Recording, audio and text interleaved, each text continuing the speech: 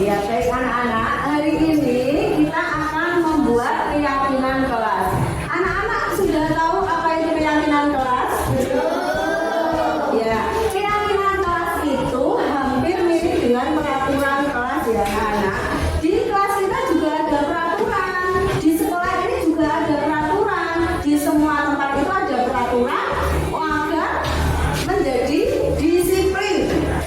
Nah, keyakinan kelas. Apa itu keyakinan kelas? Keyakinan kelas adalah suatu yang diyakini bersama yang berasal dari penyatuan pikiran untuk menjadi nilai-nilai kebajikan yang diturunkan di kelas-kelas. Jadi, kita semua ini akan membuat kesepakatan nilai-nilai kebaikan apa yang harus kita tingkatkan untuk menjadikan kelas kita itu kelas yang disiplin, kelas yang positif.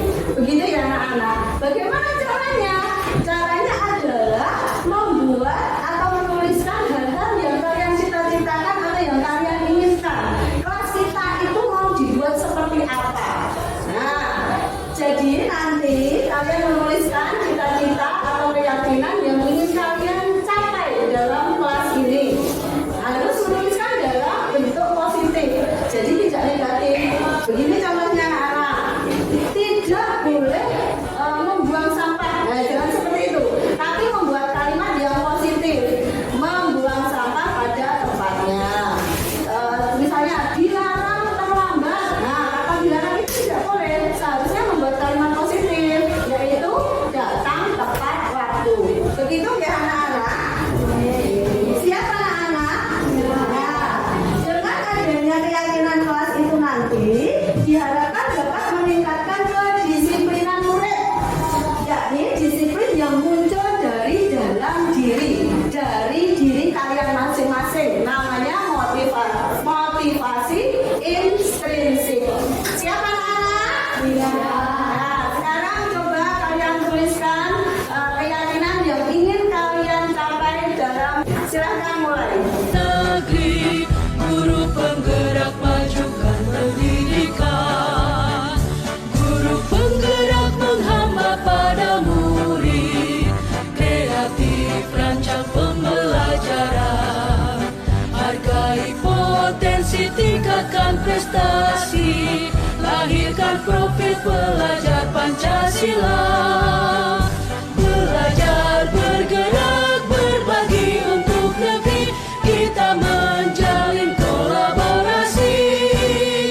Belajar, bergerak, berbagi untuk negeri, demi bakti pada Ibu Pertiwi.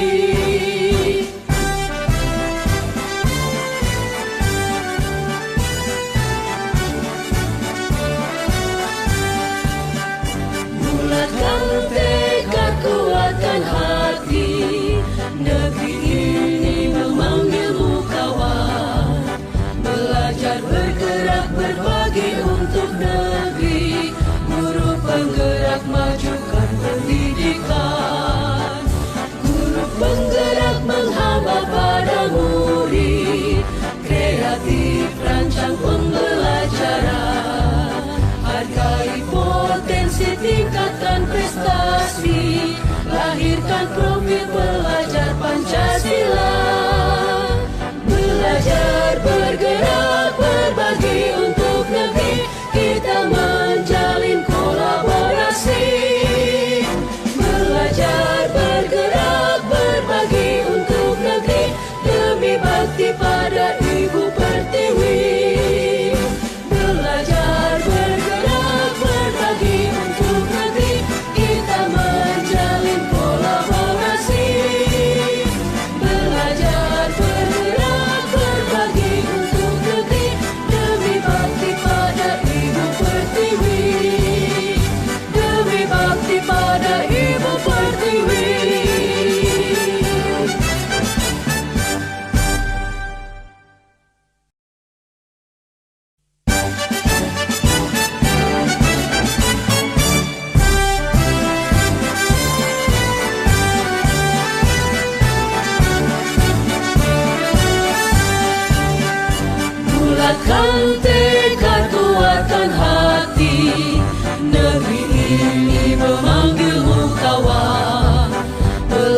bergerak berbagi untuk negeri. Guru penggerak majukan pendidikan.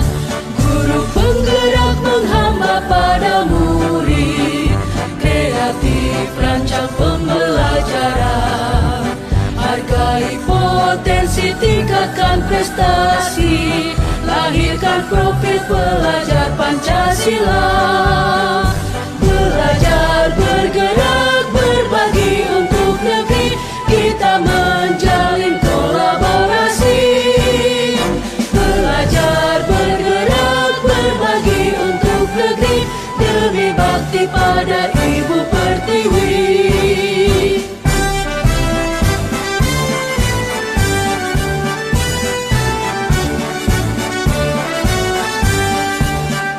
Bulatkan tekad, kuatkan hati.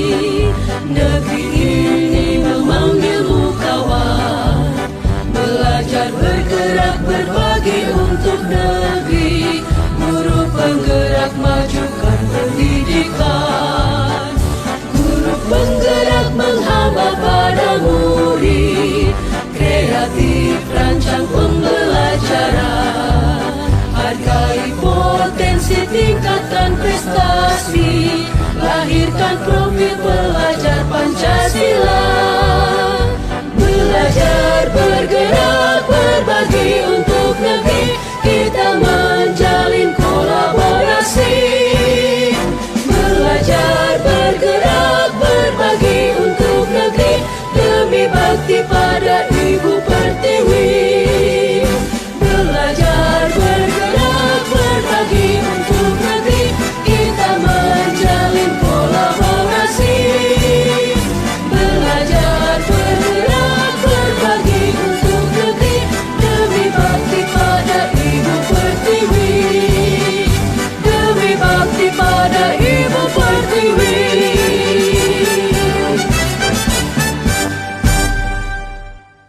Ini ada beberapa keyakinan yang bisa kita simpulkan seperti ini. Nah, keyakinan kelas 4 untuk kelas yang seru dan produktif. Anak-anak coba dilihat ya, kita baca bersama-sama. Keyakinan kelas 4. 1. Bermanfaat dan aktif di kelas. 2. Saling peduli dan membantu orang lain. 3. Bersikap jujur. 4. Menghormati dan menghargai diri sendiri dan orang lain. Yang kelima, bertanggung jawab. Mari anak-anak, setelah kita membuat keyakinan kelas, kita harus bisa mewujudkannya. Begitu ya? Terima kasih anak-anak. Wassalamualaikum warahmatullahi wabarakatuh.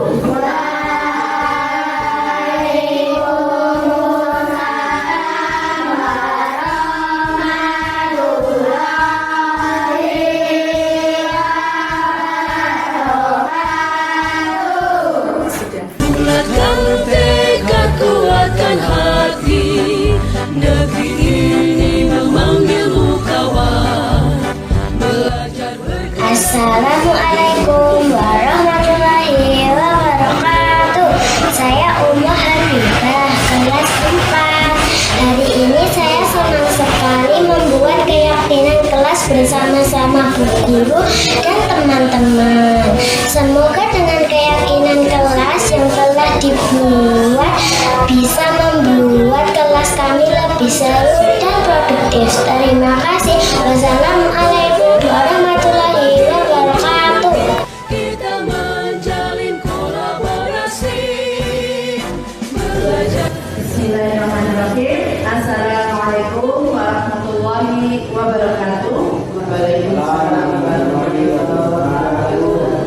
Alhamdulillah Bapak Ibu Guru, pada kesempatan kali ini kita bisa bertemu, bisa bertatap muka dalam acara kegiatan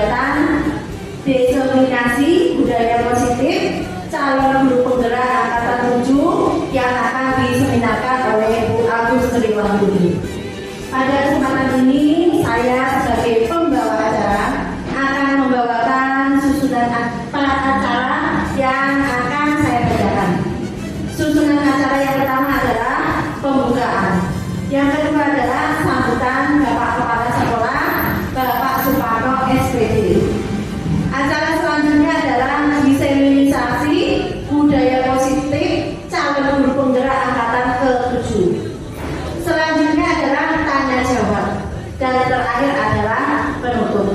Marilah Bapak Ibu Guru, acara pada hari ini kita awali, kita buka dengan bacaan bersama bersama-sama. Bismillahirrahmanirrahim.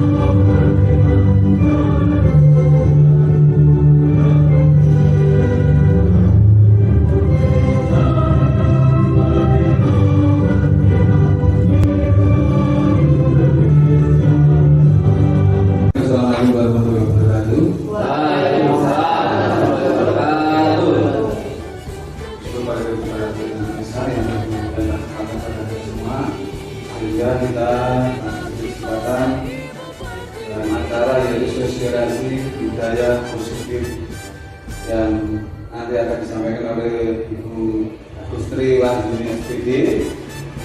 Bapak dan Ibu, mudah-mudahan program ini memberikan hasil yang positif pada SD negeri kita, dan kedepannya mudah-mudahan nanti teman-teman yang lain bisa mengikuti, misalnya Mas Noki, Mas Fajar, atau orang yang sudah pintar, pandai, imtek dan sebagainya, Mbak Nurul, Mbak dan sebagainya, mohon nanti bisa mengikuti untuk menjadi guru penggerak, sehingga nanti bisa meningkatkan mutu dari pendidikan, terutama di SD negeri Lumbur 2. Cukup selesai.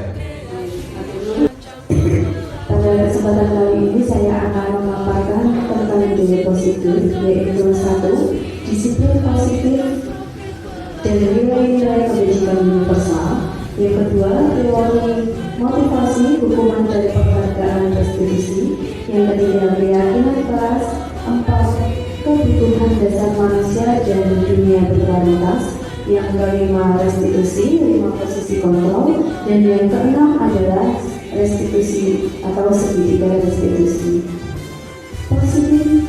Disiplin positif dan nilai-nilai kebajikan universal. Perubahan paradigma atau kegiatan kepala tangan. Jika sekarang Bapak Ibu lihat ke depan, Bapak Ibu tolong coba kepalkan tangan kalian semuanya. Kemudian ada teman yang lain yang ingin membuka kepala tangan Bapak Ibu semua. Kira-kira Bapak Ibu itu ingin dibuka atau dipertahankan? Coba, kalau Bapak dari mana kepala tangannya ingin dipertahankan atau dibuka? Jika ada teman yang ingin membuka, bisa memaksa Dipertahankan. Baik, jadi begini Bapak Ibu, apakah yang terjadi ketika tangan kita itu mengepal, dipasang atau bagaimanapun, itu adalah diri kita yang mengontrol. Kita mau membukanya atau kita tetap mempertahankannya, itu adalah yang mengontrol itu diri kita sendiri. Tidak ada orang lain yang bisa mengontrol diri kita. Perubahan paradigma teori kontrol atau teori pilihan ilusi kontrol itu adalah 1. Ilusi guru mengontrol murid. Itu sebenarnya hanya ilusi. Kita tidak bisa mengontrol murid. Yang terjadi adalah murid itu membiarkan atau mengizinkan dikontrol oleh guru. Yang kedua, ilusi bahwa kritik dan membuat orang merasa bersalah dapat menguatkan karakter. Jadi itu adalah sebuah ilusi ya Bapak Ibu. Kritik atau orang merasa bersalah itu hanya jangka pendek saja. Tetapi pada jangka panjangnya orang itu akan tetap ilusi bahwa kritik dan membuat orang merasa bersalah dapat menguatkan karakter. Yang ketiga, ilusi bahwa semua penguatan positif, efektif dan bermanfaat. Ilusi bahwa orang dewasa melihat untuk memaksa. Ini contohnya kita sebagai orang tua, kadang-kadang kita itu memaksa anak untuk berbuat sesuatu, padahal itu tidak bisa kita lakukan.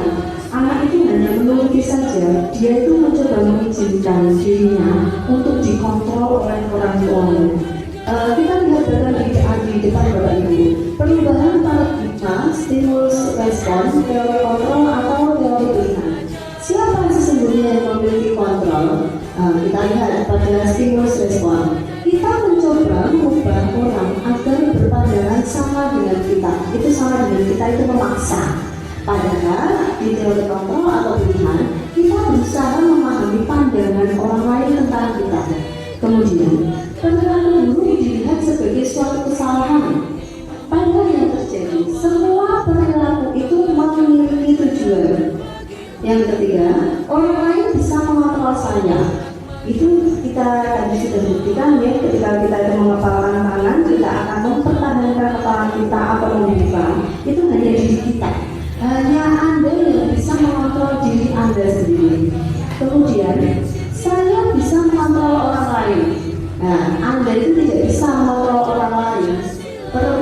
Pemaksaan Anda pada saat bujukan gagal. Nah, itu seperti karakter kita itu membujuk anak-anak, kemudian gagal. Akhirnya kita itu akan memaksa orang lain untuk mengikuti kemauan seperti kemauan kita. Yang pada teori kontrol atau pilihan, kolaborasi dan konsensus menciptakan pilihan-pilihan baru. Yang terakhir yaitu model berpikir menang atau kalah. Padahal pada teori kontrol atau pilihan itu model berpikir menang dan menang. Jadi ketika kita ada sesuatu dengan orang lain, kita harus mencari solusinya, win-win solution. Mari kita lihat di sini Bapak Ibu, disiplin positif, teori kontrol, teori pilihan dari Dr. William Glasser. Yang pertama adalah Anda tidak bisa mengontrol orang lain, hanya Anda yang bisa mengontrol diri sendiri. Maka disiplin, belajar kontrol diri dengan menggali potensi kita agar tercapai tujuan mulia, yaitu menjadi seseorang yang ingin kita itu ingin dihargai berdasarkan nilai-nilai yang ada. Itu adalah motivasi intrinsik ya. Kemudian semua perilaku disiplin positif. Teori kontrol atau teori pilihan Dr. William Glasser. Anda tidak bisa mengontrol orang lain, hanya Anda yang bisa mengontrol diri Anda sendiri. Seperti yang kita praktekkan tadi nih Bapak Ibu, ketika tangan kita mengepal, itu mungkin kita yang bisa mengontrol, mau kita buka atau kita pertahankan, itu hanya diri kita yang bisa mengontrol. Nah, di situ ada makna disiplin. Belajar kontrol diri dengan menggali potensi kita agar tercapai tujuan mulia, yaitu sesuatu menjadi seseorang yang ingin berdasarkan nilai-nilai yang kita hargai. Kemudian semua perilaku memiliki tujuan atau motivasi. Yang pertama itu adalah untuk menghindari hukuman. Yang kedua adalah untuk mendapatkan penghargaan. Kedua motivasi atau kedua tujuan ini adalah termasuk motivasi ekstrinsik. Yang ketiga yaitu adalah untuk menghargai diri sendiri yang merupakan nilai kebajikan universal. Inilah yang termasuk motivasi intrinsik. Motivasi harus kita bangun. Motivasi harus berdasar dari diri kita sendiri. Kemudian Bapak Ibu, model berpikir menang-menang, collaboration, konsekuensi menciptakan pilihan itu kita sudah ibu dulu, yaitu yang pertama adalah posisi penghukum, yang kedua posisi pembuat rasa bersalah, yang ketiga adalah posisi teman, yang keempat adalah posisi pemantau, kemudian yang kelima adalah posisi manajer. Dari kelima posisi kontrol di atas tersebut itu adalah kita bisa menciptakan segitiga restitusi. Segitiga restitusi ini terdiri dari 3 tahap, yaitu yang pertama menstabilkan identitas, yang kedua adalah validasi kebutuhan, dan kemudian yang keempat adalah menanyakan keyakinan. Kemudian selanjutnya, realitas kebutuhan kita berbeda. Kita berusaha memahami pandangan orang lain tentang dunia. Setiap orang memiliki gambaran masing-masing, mempunyai pemikiran yang berbeda-beda, mempunyai pandangan yang berbeda-beda sesuai dengan kebutuhannya. Nah, kebutuhan dasar manusia itu ada 5 Bapak Ibu. Yang pertama adalah kebutuhan untuk bertahan hidup. Yang kedua adalah untuk penguasaan. Ketiga, kasih sayang dan rasa diterima. Yang keempat adalah rasa kesenangan, dan kelima adalah kebutuhan kebebasan. Nah, coba Bapak Ibu perhatikan, apakah mengenai disiplin? Disiplin itu apa kira-kira Bapak Ibu? Disiplin apa Pak? Melakukan kegiatan keseharian sesuai dengan waktu yang telah ditentukan. Terima kasih. Ini tepuk tangan dulu. Jawabannya bagus sekali. Nah, di sini disiplin itu berasal dari bahasa Latin Bapak Ibu. Disiplin itu berasal dari bahasa Latin, yaitu disiplina, yang artinya belajar. Makna asal dari kata ini berkonotasi dengan disiplin diri dari murid-murid Sokrates dan Plato. Disiplin diri membuat orang menggali potensinya menuju sebuah tujuan. Apa yang dia hargai, apa yang dia harapkan, apa yang dia cita-citakan. Nah, seperti itu. Namun dalam budaya kita, makna kata disiplin berubah menjadi sesuatu yang dilakukan seseorang pada orang lain untuk mendapatkan kepatuhan. Kecenderungan umum adalah menghubungkan kata disiplin dengan ketidaknyamanan, bukan dengan apa yang kita hargai atau pencapaian suatu tujuan mulia. Nilai-nilai kebajikan universal. Nilai kebajikan adalah sifat-sifat positif manusia yang merupakan tujuan mulia yang ingin dicapai setiap individu. Nilai-nilai tersebut bersifat universal dan lintas bahasa, suku, agama maupun latar belakang. Setiap perilaku atau perbuatan memiliki suatu tujuan. Nah, itu sudah dipaparkan oleh Dr. William Glasser pada teori kontrol. Kemudian selanjutnya, dengan mengalihkan nilai-nilai kebajikan yang diyakini seseorang, maka motivasi intrinsiknya akan terbangun, sehingga menggunakan motivasi dari dalam untuk mencapai tujuan mulia yang diinginkan. Nah, ini adalah paparan dari Jerry Gusen 1998. Tujuannya itu muncul dari dalam dirinya dan di dalam diri masing-masing. Nah, itulah yang dicari, motivasi intrinsik. Kemudian nilai-nilai kebajikan yang ingin dicapai oleh setiap anak Indonesia, kita kenal dengan profil pelajar Pancasila. Bapak Ibu, ada yang ingat profil pelajar Pancasila itu ada berapa? Ada berapa Pak profil pelajar Pancasila? Nah, Iya, ada 6.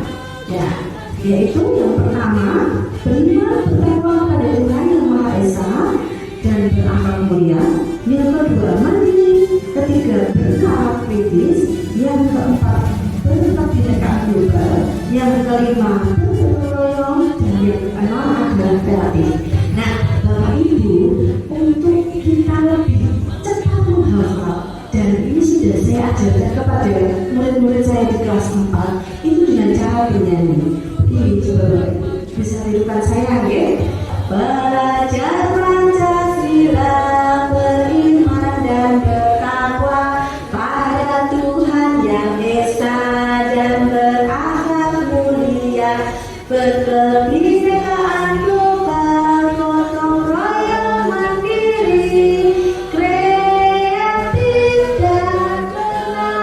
tipis. Ya, terima kasih Bapak Ibu. Merdeka menuruti hajar dewantara. Merdeka itu artinya tidak hanya terlepas dari perintah, akan tetapi juga cakap buat memerintah diri sendiri. Nah, jadi kita itu tidak hanya memerintah orang lain, tapi kita itu cakap untuk memerintah diri sendiri. Bahwa penghargaan berlaku sama dengan hukuman. Dalam arti meminta atau membujuk seseorang melakukan sesuatu untuk memenuhi suatu tujuan tertentu dari orang yang meminta atau membujuk.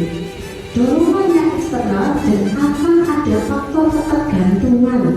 Nah, ada beberapa dampak dari pemberian penghargaan oleh Alfie Kohn. Yang pertama yaitu Bapak Ibu, penghargaan itu berpengaruh jangka panjang dan jangka pendek. Yang kedua adalah penghargaan itu menghukum. Yang ketiga, penghargaan itu mengurangi ketepatan. Penghargaan itu tidak efektif. Yang keempat, yang terakhir maksud saya, penghargaan itu merusak hubungan. Jadi ketika kita itu memberi penghargaan kepada anak, misalnya kita memberi hadiah, ketika anak itu bisa menjawab.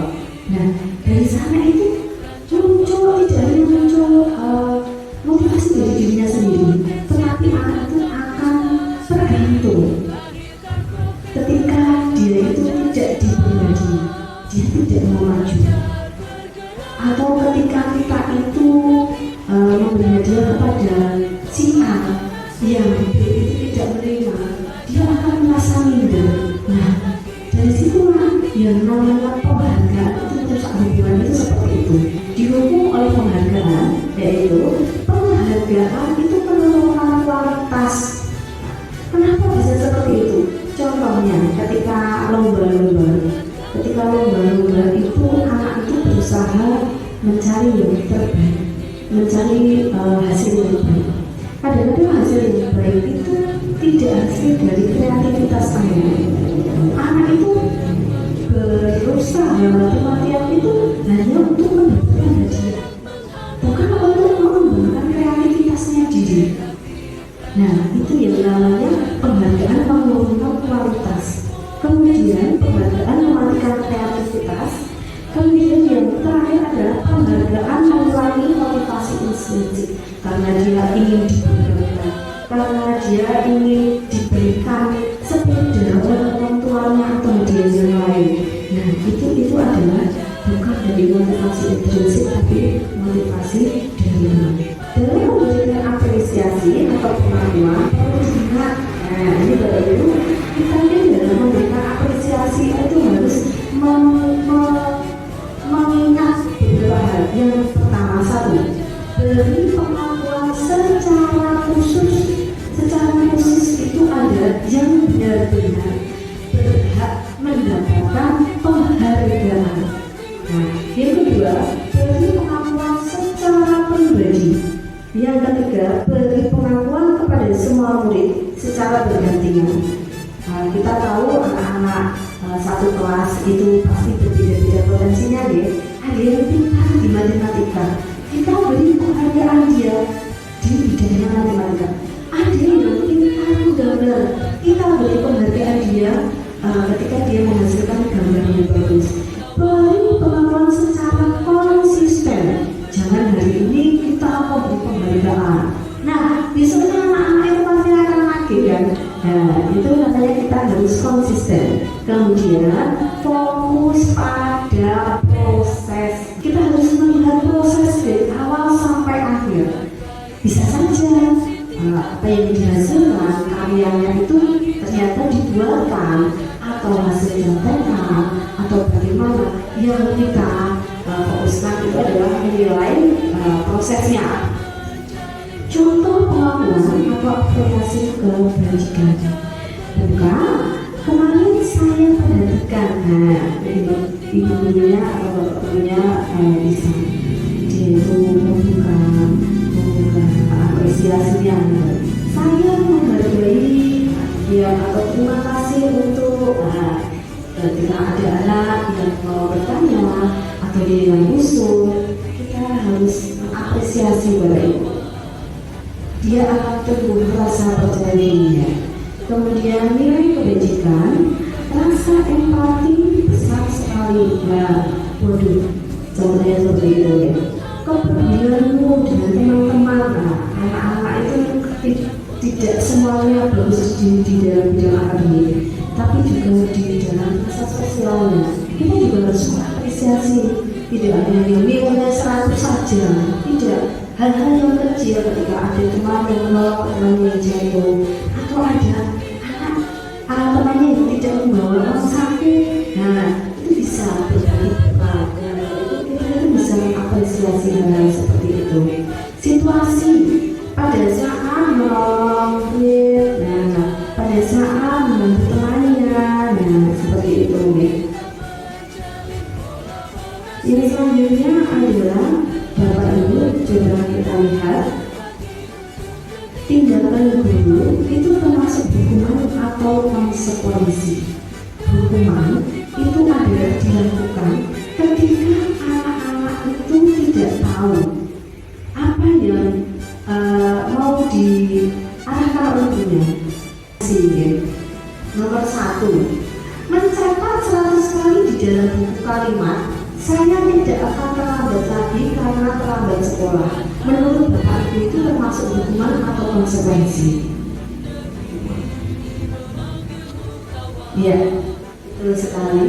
Ini mencatat 100 kali itu adalah hukuman. Yang kedua, kami memiliki lapangan basket karena terlambat hadir di sekolah. Ini juga termasuk hukuman. Yang ketiga, murid-murid untuk pusat 15 kali karena tidak menggunakan masker sekolah. Nah, kemudian yang selanjutnya, menggantikan kertas tugas pengambil telah dicoret-coret. Itu termasuk konsekuensi. Dia harus bertanggung jawab dengan apa yang sudah dilakukannya.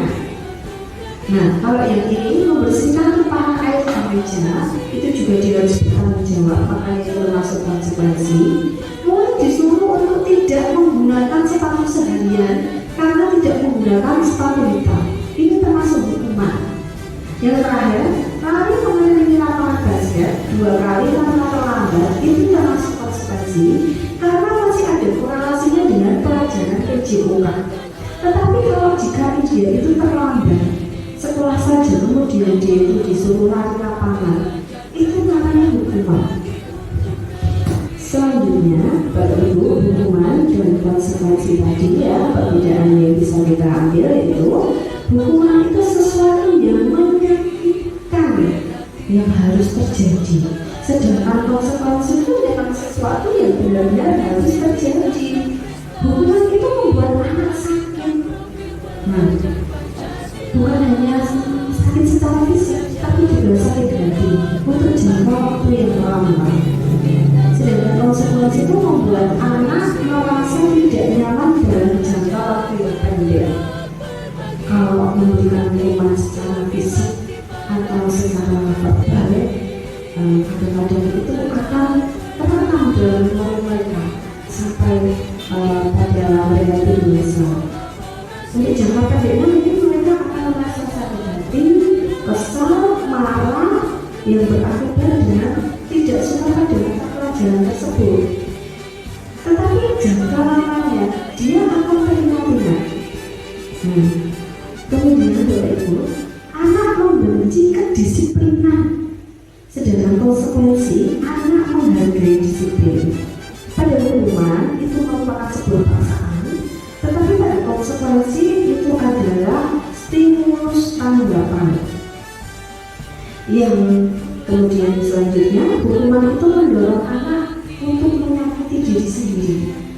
Konsekuensi mendorong anak agar mundur menyesuaikan, mudah menyesuaikan diri dengan keadaan. Hukuman konsep diri yang buruk, sedangkan konsekuensi adalah konsep diri yang baik. Hukuman, anak belajar untuk menyembunyikan kesalahan, karena ketika dia itu tahu, ketika dia itu mempunyai masalah dan dia pasti akan dihukum, otomatis dia akan menyembunyikan kesalahannya. Biar apa? Ya biar tidak dihukum lagi. Makanya dia menyembunyikan kesalahannya. Sedangkan konsekuensi itu anak belajar untuk memahami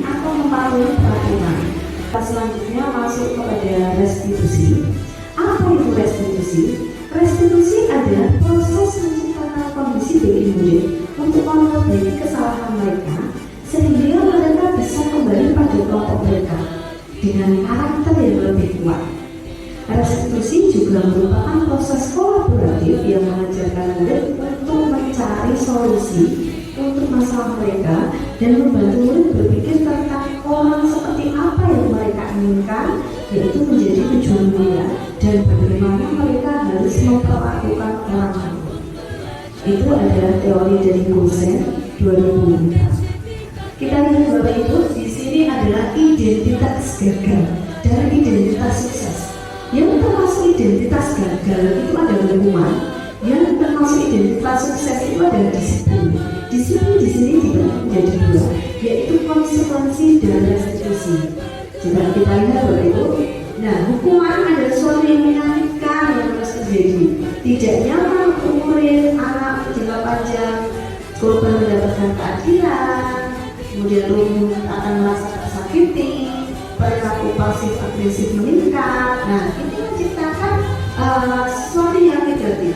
Kemudian konsekuensi ini adalah menciptakan hal yang netral. Nah, ini adalah sesuatu yang harus terjadi, tidak nyaman. Yang selanjutnya adalah restitusi. Ini adalah memberikan efek yang positif. Kita lihat, restitusi merupakan sebuah pilihan menguatkan untuk murid anak dalam jangka panjang. Korban mendapatkan ganti, murid anak mendapatkan penguatan, masalah terpecahkan, kemudian fokus pada pemecahan masalah dalam jangka panjang, dan murid anak menghormati dirinya. Kemudian 9 ciri-ciri restitusi Bapak Ibu. Ada 9 ciri-ciri restitusi, yaitu yang pertama, bukan untuk menebus kesalahan, namun belajar dari kesalahan. Yang kedua, yaitu memperbaiki hubungan. Yang ketiga, itu tawanan, bukan paksaan. Yang keempat, restitusi menuntut melihat dalam diri.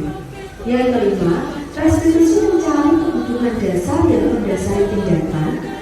6. Restitusi diri adalah cara yang paling baik. 7. Restitusi fokus pada karakter, bukan pada tindakan.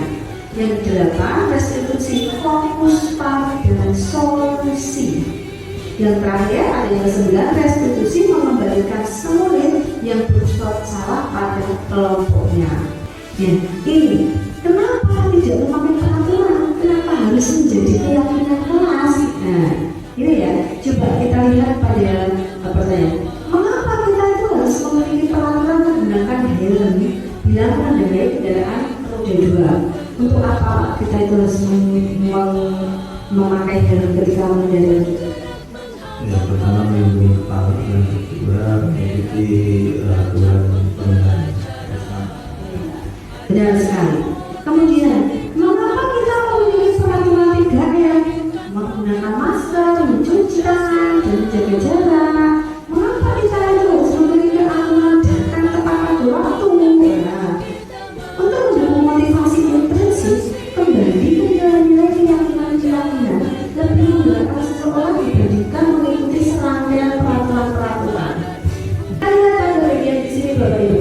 Yang di dalam itu adalah peraturan kelas. Di sini ada peraturan kelas. Kemudian peraturan kelas ini lingkungan yang lebih besarnya adalah keyakinan kelas. Keyakinan kelas itu nanti akan membentuk lingkungan yang positif. Nah, lingkungan yang positif itu akan membuat atau memunculkan budaya positif. Coba kita lihat mana yang merupakan keyakinan kelas dan mengapa. Kami guru dan murid saling menyayangi. Nah, di sini saling menyayangi itu memulai memiliki nilai-nilai kebajikan universal. Yang B, kami murid yang semangat belajar. Yang C adalah kami murid yang peduli dengan teman-teman. Di sini kita itu meyakinkan atau menguatkan karakter-karakter nilai-nilai kebajikan yang ada. Kita pertegas, kita perluas lagi. Kita itu meyakini, kita itu harus meyakini, kita itu harus saling berhormat. Kemudian bekerja, kami meyakini bahwa sangat penting untuk mengerjakan segala sesuatu itu dikerjakan mengikuti kegiatan yang telah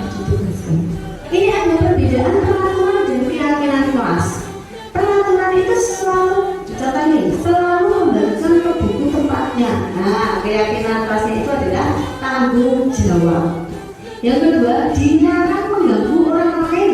Itu adalah menghormati orang lain. Dalam peraturan hadir di sekolah 15 menit sebelum pembelajaran dimulai, diri sendiri. Jadi kita itu tidak hanya meminta orang lain, tapi kita itu juga meminta diri sendiri. Yang pertama, dilarang melakukan kekerasan. Dalam keyakinan keras itu adalah keselamatan dan menghormati orang lain. Dilarang menggunakan narkoba. Nah, keyakinan kerasnya itu adalah untuk kesehatan. Bergantian atau menunggu giliran antri. Nah, itu keyakinan kerasnya adalah menghormati orang lain. Bersabar, kemudian gunakan masker. Nah, dalam peraturan banyak kan kita lihat itu gunakan masker. Itu adalah untuk kesehatan dan keselamatan diri sendiri dan orang lain. Kemudian jangan berlari di kelas atau di koridor. Itu keyakinan kelasnya adalah keselamatan dan keamanan. Selanjutnya, kebutuhan dasar manusia dan dunia berkualitas. Kebutuhan dasar ada 5, Bapak Ibu. Yang pertama adalah bertahan hidup. Yang kedua adalah penguasaan. Yang ketiga kebebasan. Keempat itu kebebasan. Dan yang kelima itu adalah kesenangan. Kebutuhan bertahan hidup ini bisa meliputi tentang makan, rumah, kesehatan. Kalau orang Jawa itu bilangnya itu kebutuhan pokok, ada primer, ada sekunder. Bila orang Jawa itu bilang sandang pangan papan, gitu Ibu. Nah, itu juga termasuk kesehatan. Itu keberlangsungan atau kebertahanan kita akan hidup. Yang kedua adalah kasih sayang atau rasa diterima. Nah, kebutuhan ini adalah rasa kasih sayang dan diterima di dalam keluarganya atau teman-temannya atau dalam kelompok sosial lainnya. Kebutuhan penguasaan atau kebutuhan pengakuan atas kemampuan. Nah, ini biasanya adalah untuk diakui potensinya atau prestasinya. Nah, itu manusia itu membutuhkan itu.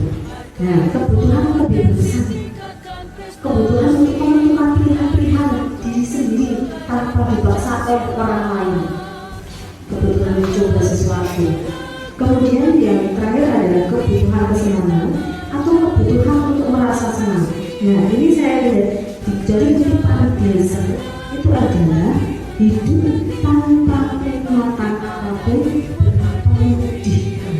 Nah, selanjutnya kita akan beralih kepada 5 posisi kontrol. 5 posisi kontrol. Apa itu 5 posisi kontrol yang dalam kehidupan kita ini? Nah, 5 posisi kontrol yang bisa kita lakukan sebagai guru yaitu adalah 1, penghukum, kedua adalah pembuat rasa bersalah, ketiga sebagai teman, keempat itu sebagai pemantau, dan kelima itu sebagai manajer. Untuk lebih detailnya, mari kita lihat video yang akan saya putar.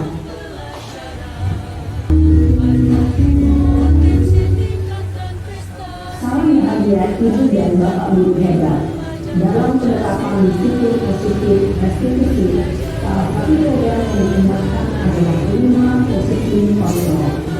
5 posisi kontrol dalam restitusi adalah proses perjalanan seorang pendidik agar dapat memahami dirinya. Pada video kali ini, kita akan membahas tentang 5 posisi kontrol yang digunakan oleh gaya dosen dan contoh penerapannya.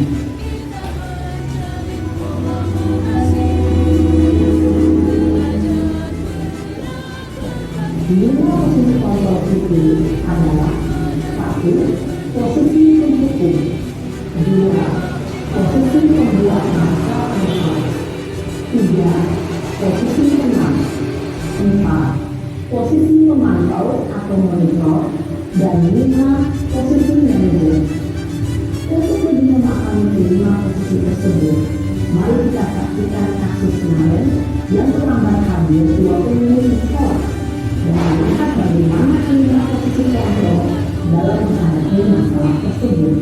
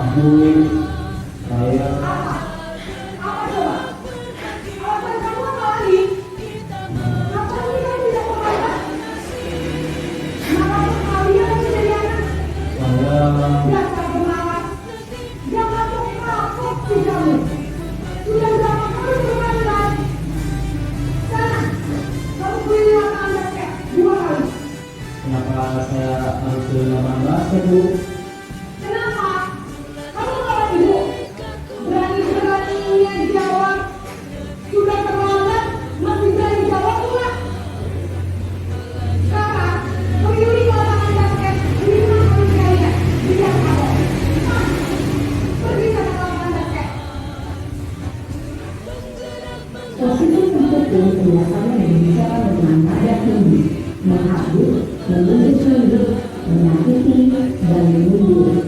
Hukuman bisa berupa fisik maupun psikis. Tujuh dan Bapak Ibu Saudara, dampak yang terjadi pada murid ketika murid berada pada posisi pendukung adalah murid cenderung akan memberontak, bahkan menghadirinya.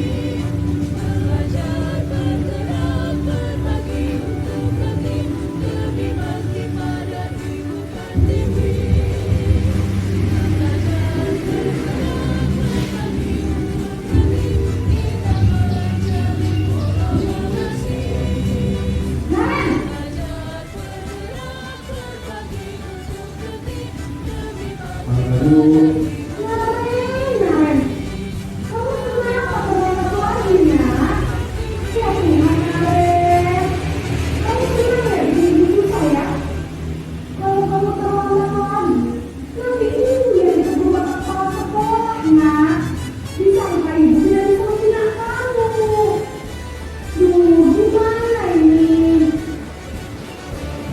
maaf Bu,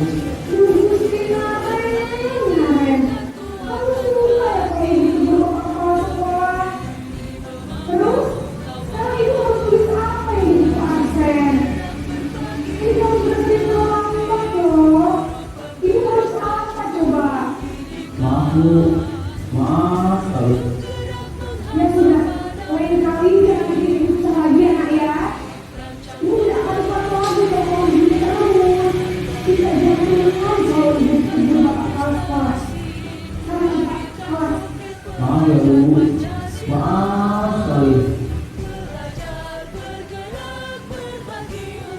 Posisi membuat rasa bersalah berbicara dengan nada senang, cenderung menunduk.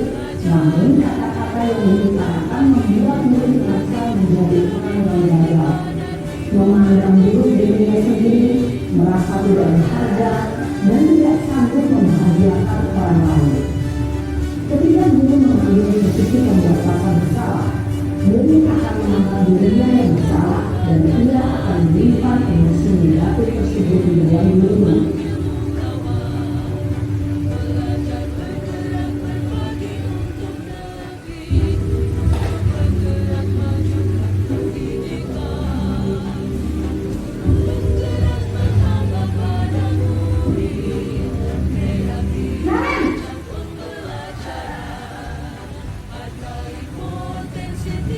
Lalu Wah, sudah jam berapa ini nak? Selamat pagi ya sayang. iya Bu, habis Bu saya udah mau saya Bu. Kamu awalnya kayak kamu. Kamu bukan anak-anak paling kencang. Kok terlambat sih? Iya Bu, saya memang bangun tadi. Jadi biar bisa kencang tetap kencang Bu. Ya sudah sana. Nanti lain kali larinya lebih kencang lagi ya. Biar gak terlambat lagi. Bikin senang ibu. Demi ibu. Bisa kan? Bisa Bu. Ya sudah sekarang sekolah. Ibu beresin urusan absen kamu. Kamu ini ada-ada saja.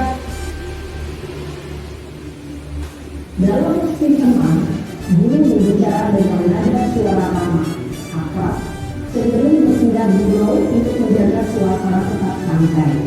Murid akan merasa senang, aman, dan akrab dengan guru.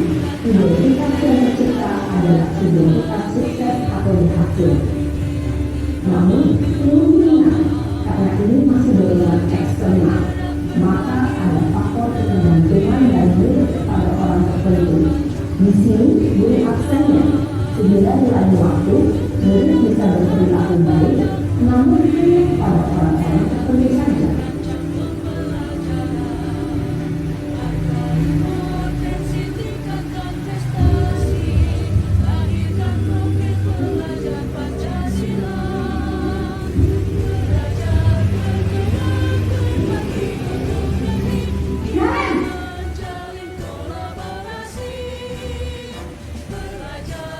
Lalu Maren, apa peraturan sekolah kita tentang jam berapa kita harus masuk sekolahnya?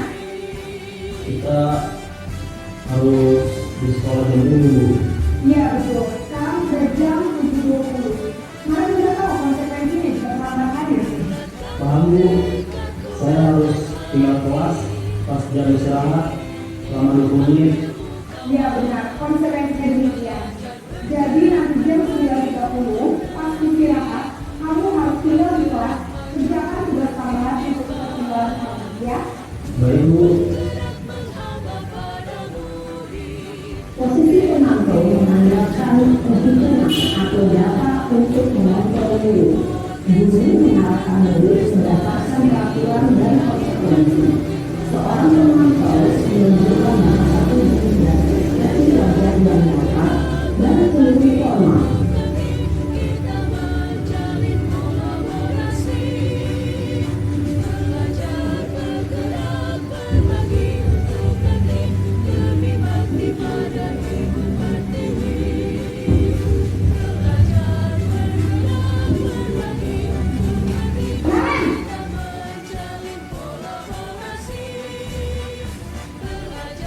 Bu, Selamat pagi, Naren. maaf Bu, saya terlambat. Iya, sekolah masuknya jam 7, sekarang sudah jam 7.20. Jadi sekarang bagaimana nih, Naren? Maaf Bu, saya lupa saat tes malam. Baiklah, menurut kamu, keyakinan sekolah yang mana yang perlu kamu lihatkan?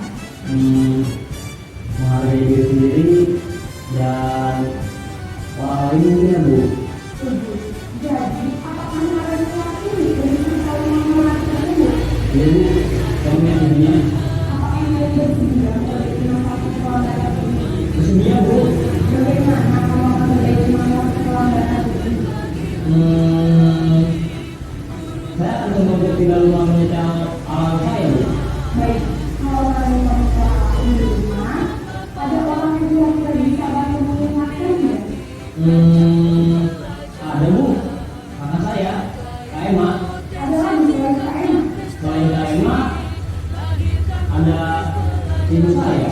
Baik, jadi yang mengingatkan Naren adalah Kak Emma dan ibu saya. Kira-kira akan mulai soal makan Naren? Setelah sekolah, akan segera saya lakukan.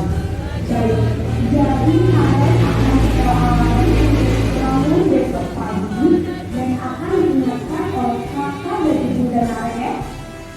Ada lagi yang mungkin perlu dilakukan Naren agar tidak terlambat jauh lagi.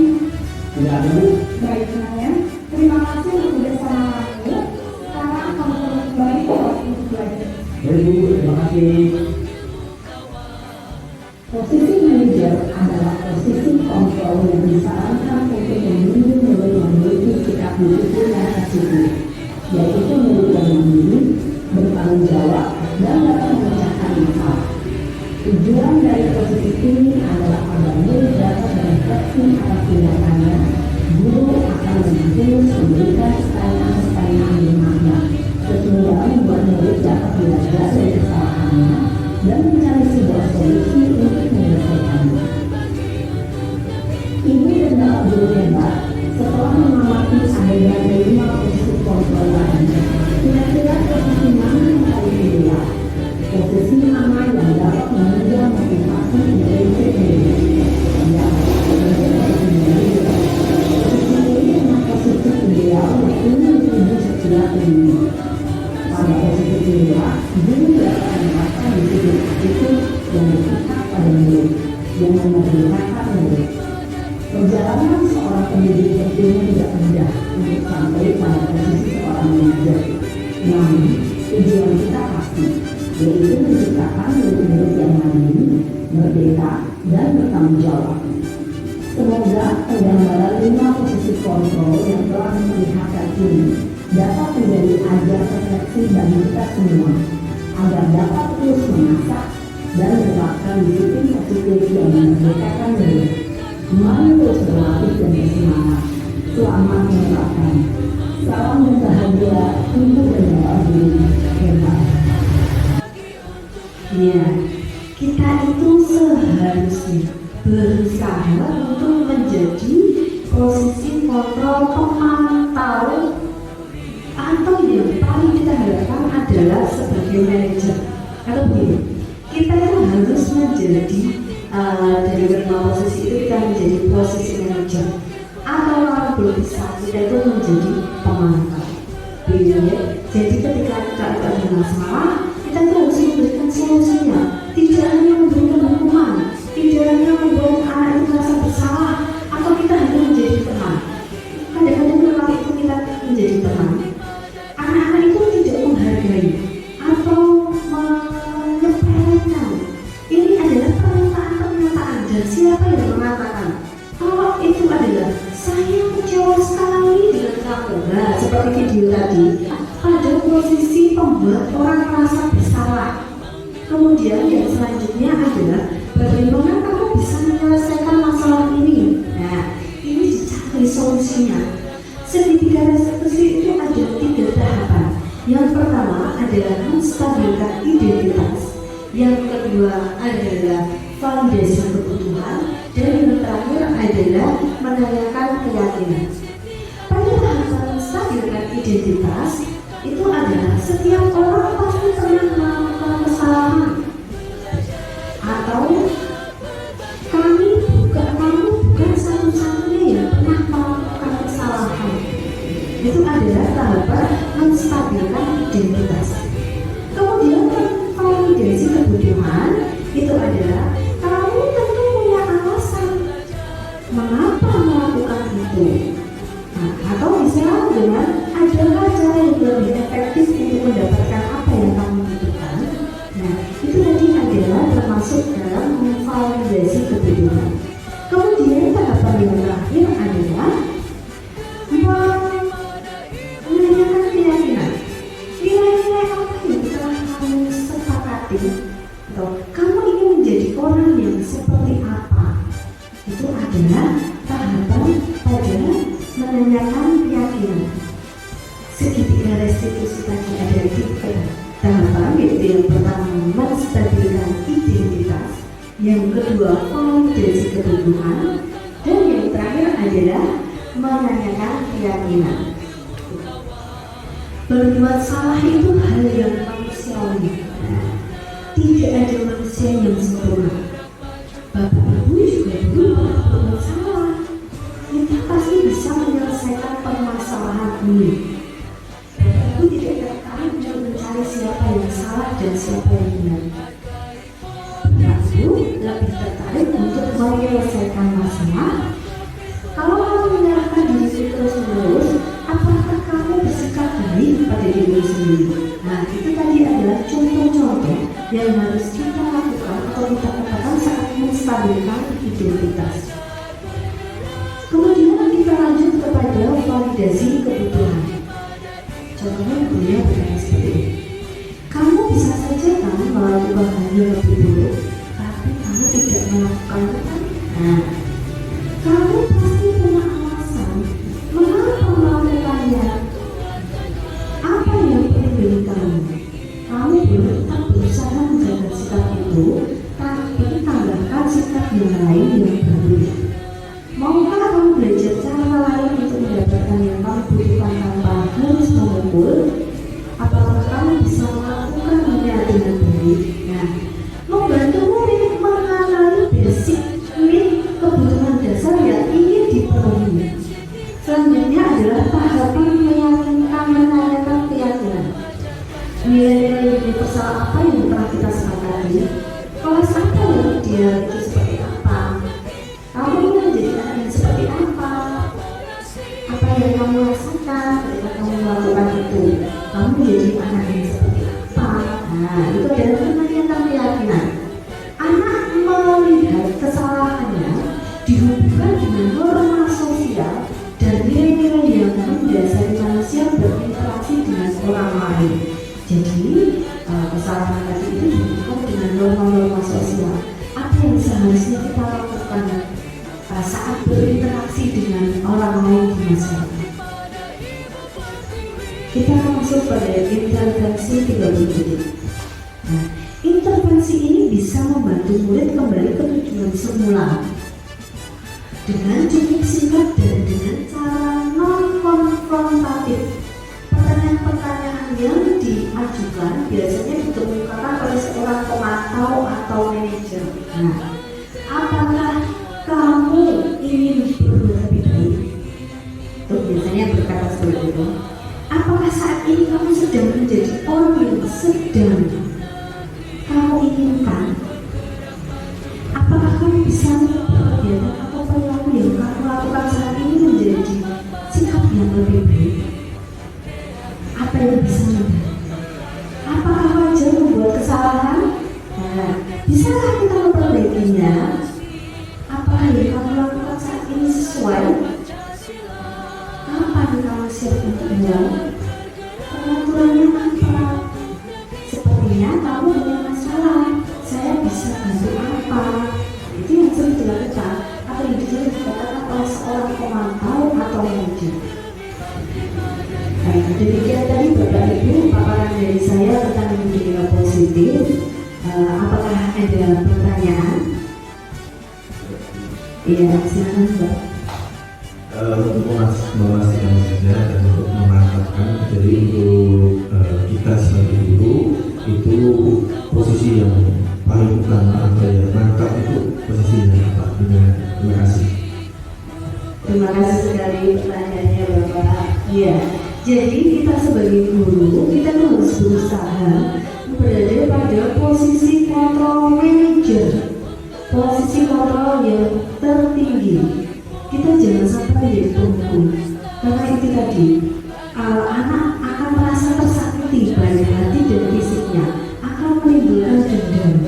Nah, sebaiknya kita itu harus pada posisi manajer. Kita harus mencari solusi dengan cara melakukan segitiga restitusi tadi Pak, yaitu ada 3 tahapan: menstabilkan identitas, memvalidasi kebutuhan, dan pelayanan keyakinan. Jadi nanti akan tercapai solusi bersama. Anak-anak tidak merasa dirugikan, anak-anak tidak merasa tersakiti, tapi justru merasakan mendapatkan solusi yang terbaik. Begitu Bapak. Terima kasih. Masih ada pertanyaan? Baik, terima kasih. Jika tidak ada pertanyaan lagi, saya akhiri paparan dari saya. Bapak Ibu, demikian tadi adalah pemaparan saya tentang budaya positif. Jika ada perkataan atau perbuatan yang salah, saya mohon maaf. Semoga apa yang sudah saya sampaikan tadi bisa bermanfaat. Sebelumnya saya tutup. Wassalamualaikum warahmatullahi wabarakatuh. Acara yang terakhir adalah penutup. Marilah acara penutup ini kita akhiri dengan bacaan hamdalah bersama-sama. Alhamdulillahirabbil alamin. Nah, kami akhiri acara ini. Wassalamualaikum warahmatullahi wabarakatuh. Waalaikumsalam warahmatullahi wabarakatuh.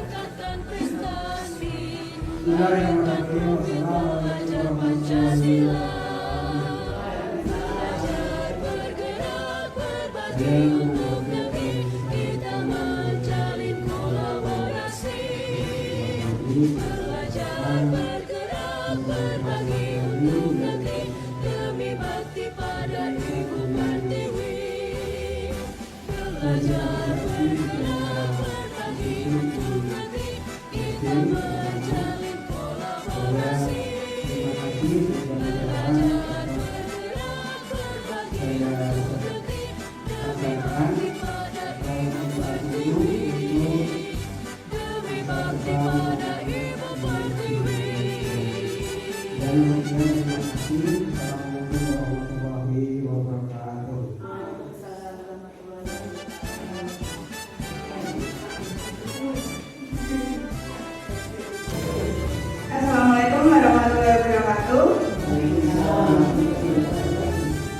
Perkenalkan, saya Indah Hari Utari. Saya ingin memberikan kesan tentang sosialisasinya Ibu Agus Sri Wahyuni tentang budaya positif. Saya sangat tertarik dengan materi yang Ibu Agus Sri Wahyuni sampaikan dan sangat menginspirasi bagi saya. Saya insya Allah akan menerapkan di SD saya. Gitu. Terima kasih. Assalamualaikum warahmatullahi wabarakatuh. Profil pelajar Pancasila, belajar bergerak berbagi untuk negeri, kita menjalin kolaborasi. Belajar bergerak berbagi untuk negeri, demi bakti pada Ibu Pertiwi.